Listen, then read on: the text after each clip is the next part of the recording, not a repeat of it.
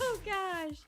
Woo, can you send that to me? Just so I can randomly listen to it when I need a good laugh. Right. All right, so Adele stands by her decision to postpone her Las Vegas residency at the Coliseum in January. She told BBC Radio 4, I definitely felt everyone's disappointment, and I was devastated, and I was also frightened about letting them down. I thought that I could pull it together and make it work, and I couldn't.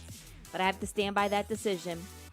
The singer also added that she would like to have a couple more kids with her boyfriend, Rich Paul.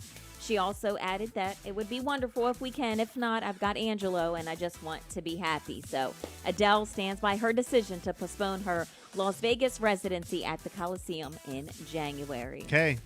Now, R. Kelly is reportedly on suicide watch after being sentenced last week to 30 years behind bars on charges of racketeering and sex trafficking. According to the AP, the singer's lawsuit against the Metropolitan Detention Center in Brooklyn, the MDC Brooklyn, where he claims that he was placed on suicide watch as a form of punishment, has been denied by federal officials. In fact, the Brooklyn U.S. Attorney's Office submitted documents on July the 2nd stating that Kelly is under suicide watch for his own safety following a psychological assessment.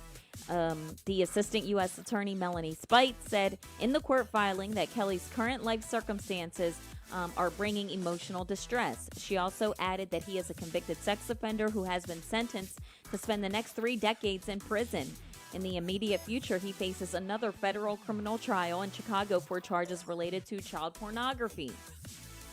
Kelly previously alleged that his Eighth Amendment right is being violated after he was placed in a single cell at the detention center with no bed rails, shower, or toilet paper. He also claims that he was forced to eat his meals with his hands, and he has not received contact from any family members at all. So R. Kelly is reportedly on suicide watch after being sentenced last week to 30 years behind bars. You said he was complaining that he was forced to eat his food with his hands? What about what you forced the women to do?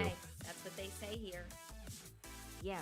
And so what about when what you're those under women were suicide forced? watch, you don't have the bed rails, you don't have a shower, you don't have toilet paper, you don't have anything that you can like injure yourself with.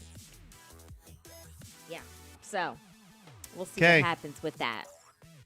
Chris Brown, he has some words for media outlets. He says that they're failing to support his latest album, Breezy.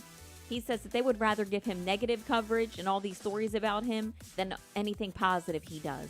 The R&B singer posted a few messages on his Instagram on Sunday, writing, July 8th, Breezy, deluxe album. Not that it matters, but it seems like y'all only invest in the negative stories about me. Chris gets in trouble, the whole world is on it. Chris drops an album, and then he put the crickets emoji. Yeah, so he's upset. In another post, Chris put, I'm back on my beep, beep. And then there was a few other choice words that he had there. According to Billboard, Breezy came out on June the 24th. It did land on the number 4 spot on the Billboard 200 album chart. That moved 72,000 album units. But Chris Brown is calling out media outlets for their lack of support on his latest album. I mean, look, we run towards negativity, which is sad, but you know, I mean, he put it out there. He gets arrested, he gets in trouble, or whatever. When somebody breaks up, when it's always something like that, like some kind of drama or something, that's what we run to. When he comes out with a new album, yeah, it's cool. We're running to it, but not as much as when something. Put the crickets emoji. Yeah, I mean, that's the way it works. Yep. And then, last but not least, the Backstreet Boys. They brought out their 6th member. Guess who it was? Drake. Okay. Yeah. They had a show in Toronto last Saturday, and they sang I Want It That Way. And apparently, there was a special part that they cut out for Drake. Apparently, Drake was like, yo, that was my teenage years right there. And Drake came out. He had his own little special part. And there's a video trending online of the entire performance. And you can also see Drake dance along and singing along to different parts of the song. So there you go, Drake and the Backstreet Boys. Very good. Hey, Kid Cudi, you want those tickets? Thursday, September the 8th, Capital One Arena, Washington, D.C. Call us right now. Let's go. 302-858-5117. We got you. It's 8:52. More hits coming up.